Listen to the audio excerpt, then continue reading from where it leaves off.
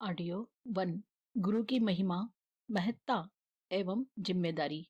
शिक्षा की महत्ता और गरिमा, उपयोगिता और आवश्यकता का वर्णन अनादिकाल से लेकर अब तक के सभी मनीषियों ने पूरा जोर देते हुए किया है। यही कारण है कि विद्या से अमृत प्राप्त होने जैसे सूत्रों का प्रचलन हुआ। सरस्वती पूजन प्रकारांतर से विद्या की ही अभ्यर्थना है। गणेश पूजन भी इसी संदर्भ में किया जाता है। विद्वान सर्वत्र पूजे जाते हैं, जबकि शासन अधिकारी केवल अपने क्षेत्र में ही पूजे जाते हैं। धन संपत्ति जिस जिस प्रकार खर्च होती, चुराई जाती, नष्ट की जाती भी देखी जाती है, किंतु ज्ञान संपदा बांटने पर अन्य पदार्थों की तरह घटती नहीं, बल्कि और अधिक बढ़ती ही रहती है। सुसंस्कारिता के रूप में यह जन्म जन्मांतरों तक है। विद्या दान को सर्वोत्कृष्ट दान माना गया है। अन्न, वस्त्र, औषधि, धन आदि के अनुदान कष्ट पीड़ितों, अभावग्रस्तों की सामयिक सहायता भर कर पाते हैं। उससे तत्काल राहत तो मिलती है, जो आवश्यक भी है, परंतु चिरस्थायी समाधान इतने भर से नहीं होता।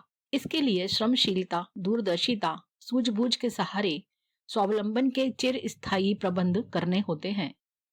यह सब योग्यता एवं प्रतिभा के सहारे ही किया जा सकता है। स्पष्ट है कि स्थिर समाधान के लिए, सुविकसित समुन्नत स्तर पाने के लिए शिक्षा की महत्वपूर्ण भूमिका होती है। इन आधारों के सहारे स्वयं भी पार हुआ जा सकता है और अपनी नाव में बिठाकर औरों को भी पार किया जा सकता है।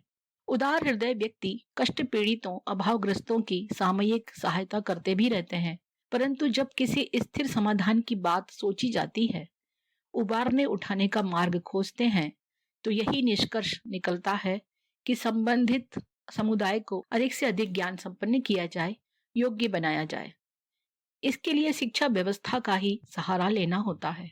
इतना चिंतन करने पर समाज के स्थायी विकास के लिए शिक्षण तंत्र को सुविकसित एवं समुन्नत बनाने की आवश्यकता को स्वीकार करना ही पड़ता है। इस प्रयास में समाज के सभी वर्ग सहयोग कर सकते हैं। अशिक्षित स्वयं शिक्षित बनने में उत्साह लें और शिक्षित व्यक्ति दूसरों को अधिक से अधिक शिक्षा प्रदान करने में रस लें। इनके अतिरिक्त तीसरा वर्ग वह है जो शिक्षा संवर्धन के साधन जुटाता है, इमारत, उपकरण, वेतन आदि की व्यवस्था करता है। जो इसका महत्व समझते हैं, वे इस हेतु अपनी दानशीलता, उदारता का परिचय देते हैं। स्वयं से उतना ना बन पड़े तो उदार तबीयत के संपन्न व्यक्तियों को शिक्षा की उपयोगिता समझाकर इस दान सहयोग से मिलने वाले पुण्य का स्मरण दिलाकर चंदा इकट्ठा करके इस आवश्यकता को पूरा करते हैं। इस प्रकार सभी अपने क्षेत्र में शिक्षा विस्तार प्रक्रिया को अधिकाधिक गति दे सकते हैं। सरकार भी इसका एक महत्वपूर्ण पक्ष है। उसका शिक्षा विभाग इसी प्रकार के ताने बाने बुनता रहता है। विद्यालय खोलने और उन्हें चलाने में सरकारी प्रयत्न भी बहुत कुछ करते दिखाई देते हैं। इस संदर्भ में बढ़ती आबादी और देश की बढ़ती आवश्यकताओं को देखते हुए शिक्षा के नए नए आयाम भी खड़े किए जा रहे हैं। सोचने वाले इस विषय पर सोचते हैं और नई नई योजनाएं बनाते हैं। चालू क्रम में सुधार, परिवर्तन, संवर्धन के लिए ऐसे उपाय खोजे जाते हैं कि अधिक से अधिक व्यक्तियों तक शिक्षा का अधिक से अधिक लाभ पहुंचाया जा सके। इतने पर भी जो हो चुका है, उसकी तुलना में अगले दिनों और भी अधिक बड़े कदम उठाए जाने की आवश्यकता है। इस प्रसंग में यह भी स्मरण रखना होगा कि शिक्षा के विस्तार के साथ साथ शिक्षा का स्तर उठाना भी आवश्यक है। स्तर उठाने का अर्थ है शिक्षा के स्वावलंबन और सुसंस्कारिता प्रधान पक्षों को अधिक समुन्नत बनाया जाना। स्वावलंबन के निमित्त गांधी जी द्वारा सुझाए गए बुनियादी तालीम के सिद्धांत अपनाने पड़ेंगे। छात्र भी शिक्षा के साथ साथ ऐसा कुछ सीखता रहे जिसके सहारे बिना नौकरी खोजे वह अपने क्षेत्र में अपने बलबूते ही अपनी आजीविका चला सके। इस प्रतिपादन में गृह उद्योगों की ओर संकेत किया गया है। इस प्रसंग को विचारकों और व्यवस्थापकों के ऊपर छोड़कर आगे बढ़ने के अलावा और कोई चारा नहीं है। दूसरा महत्वपूर्ण पक्ष है सुसंस्कारिता संवर्धन की विद्या। विद्यार्थी में इसे गहराई से जमाने सींचने के लिए आज की परिस्थितियों में अकेला अध्यापक वर्ग भी बिना किसी बाहरी सहायता के बहुत कुछ करके दिखा सकता है। इस सच्चाई को चरितार्थ कर दिखाने वाले अनेक उदाहरण मौजूद हैं। अध्यापक को अपनी गरिमा समझने और चरितार्थ कर दिखाने में वर्तमान परिस्थितियां भी बाधा नहीं पहुंचा सकती। जहां शिक्षण तंत्र के वेतनमान सुविधा साधनों को बढ़ाए जाने की बात है, वहां तक तो अधिकाधिक साधन जुटाने का समर्थन ही किया जाएगा। पर इसमें यदि कुछ कमी रहे, अड़चन पड़े, तो भी यह तो हो ही सकता है कि अध्यापक गण अपने गुरु गरिमा को अपने ही बलबूते बनाए रहें और अपने गौरव का महत्व अनुभव करते हुए बढ़ते चलें। शिक्षा एक प्रतिपादन है, उसका मूर्त रूप शिक्षक है। छात्रों का व्यक्तित्व सुधारने उभारने में यों अभिभावकों को प्रधान रूप से जिम्मेदार माना जाता है। पर गहराई से सोचा या देखा जाए तो इस दायित्व से अध्यापक भी बचते नहीं हैं। उनकी भूमिका छात्रों का व्यक्तित्व विनिर्मित करने में अपने ढंग की अनोखी है। अभिभावक भी यह कार्य ठीक प्रकार से संपन्न करने में समर्थ नहीं हो सकते। कारण कि अभिभावकों में बच्चों के प्रति लाड़ दुलार इतना भरा रहता है कि उनकी त्रुटियों को बहुधा वे समझ नहीं पाते और ना उसे सुधारने के लिए आवश्यक समझदारी संजोए हुए होते हैं। इसके अतिरिक्त बालकों का घर पर बीतने वाला समय प्रायः खाने सोने मस्ती करने और स्कूल की तैयारी में ही निकल जाता है। वे अभिभावक के साथ उस संदर्भ में नहीं घुलते मिलते हैं जिससे कि सुधारने और प्रगतिशील बनाने के लिए जिन प्रयासों की आवश्यकता है उन्हें ठीक प्रकार पूरा किया जा सके। सबसे बड़ी बात है बाल विकास के लिए मनोवैज्ञानिक और व्यवहारिक पक्षों की समुचित जानकारी का अभाव। अभिभावकों में इसे जानने सीखने की ना तो आवश्यकता अनुभव होती है और ना अभिरुचि। इस दृष्टि से वे भी बड़ी आयु के अनजान व्यक्ति ही समझे जा सकते हैं। वैसे अभिभावकों को उसी स्थिति में नहीं रहना चाहिए। बालकों को जन्म देने और पालने पोसने के अतिरिक्त उनमें यह समझ भी होनी चाहिए कि जिन मेहमानों को घर में बुलाकर बिठाया गया है उनकी सुरक्षा सुविधा की ही नहीं प्रगति और प्रसन्नता की बात भी सोची जाए। उन्हें उस गुण कर्म और स्वभाव की संपदा से सुसंपन्न बनाया जाए जो उनके व्यक्तित्व को निखार सकती है और भविष्य को सुधार सकती है। इसे दुर्भाग्य ही कहना चाहिए कि अभिभावक अपने परिपूर्ण उत्तरदायित्व का तत्व दर्शन ना तो समझते हैं और ना समझने का प्रयास ही करते हैं। माताएं प्राय अशिक्षित या अल्प शिक्षित होती हैं। उन पर गृह कार्यों की व्यस्तता और अस्त व्यस्तता के कारण रुग्णता छाई रहती है। वे बालकों के लिए शरीर सुविधा जुटाती रहे तो भी गनीमत है।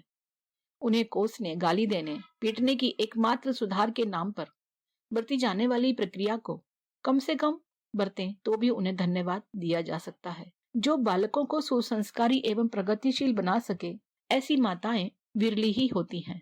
शेष तो जन्मदात्री मात्र रहकर अपने कर्तव्य की इतिश्री मान लेती हैं। सरकार के लिए यही बहुत है कि वे स्कूलों के लिए इमारत उपकरण कार्यक्रम वेतन निरीक्षण पदोन्नति तबादले आदि की व्यवस्था बनाती है। सरकार कोई ऐसा व्यक्ति नहीं है जिसका क्षेत्र से सीधा संपर्क बनता हो और वह लंबी अवधि तक निरंतर बना रहता हो।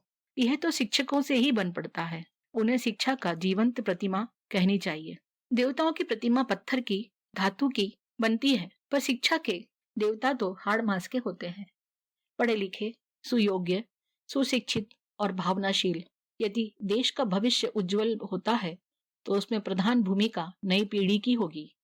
नई पीढ़ी को प्रखरता के ढांचे में ढालने में समर्थ यदि कोई शक्ति है तो वह शिक्षा के मूर्तिमान देवता शिक्षक की उत्कृष्टता ही है। उसी पर भावी प्रगति की आशा केंद्रीभूत समझी जा सकती है। विद्यार्थी अपने समय का महत्वपूर्ण भाग अध्यापकों के साथ रहकर विद्यालयों में गुजारते हैं। उनके प्रति सहज श्रद्धा और कृतज्ञता का भाव भी रहता है।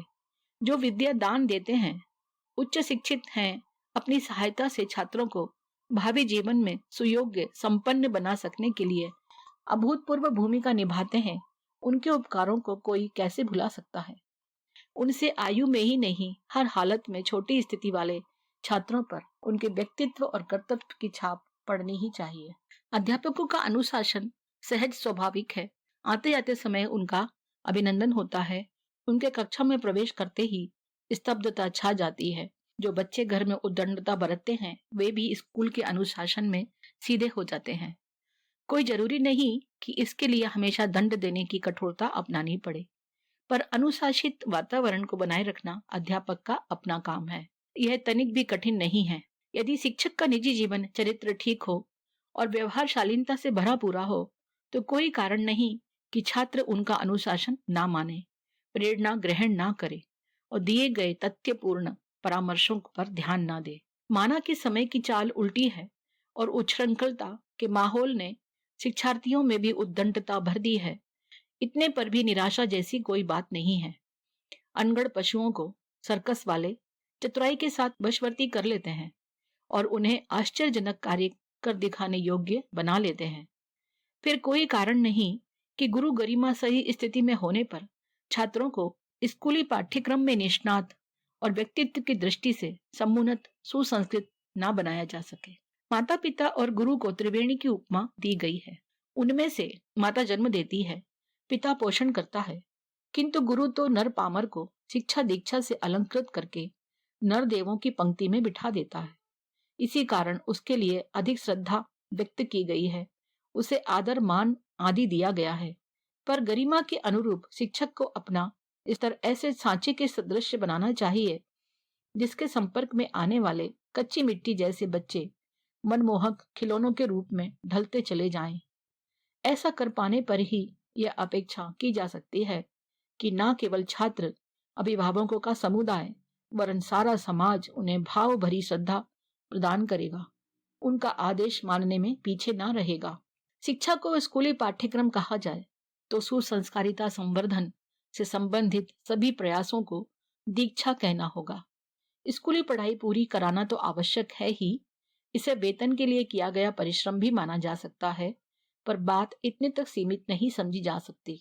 करणीय यह भी है कि जिस प्रकार माता पिता बच्चों के प्रति भावनाशील और प्रयत्नरत रहते हैं, उसी प्रकार अध्यापक भी अपने संपर्क के छात्रों में शालीनता, सज्जनता, क्षमशीलता, जिम्मेदारी, बहादुरी, ईमानदारी और समझदारी जैसे सत्प्रवृत्तियों को विकसित करने में कुछ उठा ना रखें। यह प्रयास ही उनकी वह सेवा होगी जिसके आधार पर सुविकसित नई पीढ़ी को समाज के नव निर्माण का श्रेयस योग मिलेगा।